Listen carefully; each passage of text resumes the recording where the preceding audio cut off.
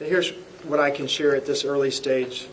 American Eagle Flight 5342, operated by PSA Airlines, traveling from Wichita, Kansas to Reagan National Airport, was involved in an accident just before 9 p.m. local time on final approach into Reagan National.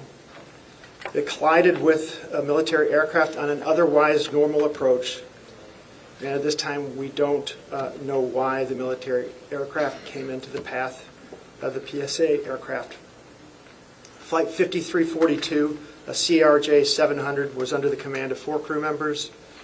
They carried 60 passengers, as you know, for a total of 64 people on board. Last night at 8:48, the control tower sounded an alert, which alerts responders to respond to a report of an aircraft crash on or near the airport. That sets off an immediate response from the Airport Authority Fire Department, from the District of Columbia and Metropolitan Harbor Patrol fireboats and other fireboats on the river in order to support that type of operation. Very quickly, this call escalated. It became apparent, the responders realized that they had a plane crash and immediately escalated to a response that ultimately included about 300 people last night. These responders found extremely frigid conditions. Despite all those efforts, we are now at a point where we are switching from a rescue operation to a recovery operation. At this point, we don't believe there are any survivors from this accident. And we have recovered 27 people from the plane and 1 from the helicopter.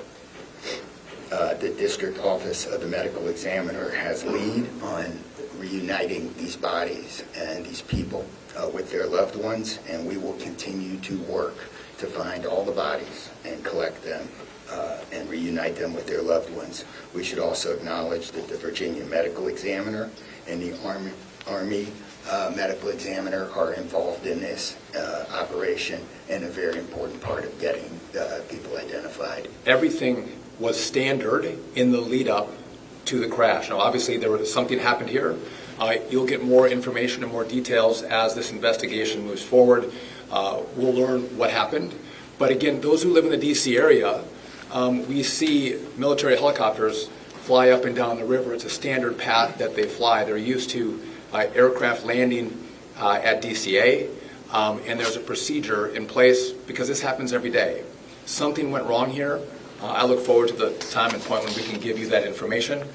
So we are going to wait for all the information to come in from this vantage point, but to back up what the President said, what I've seen so far, do I think this was preventable?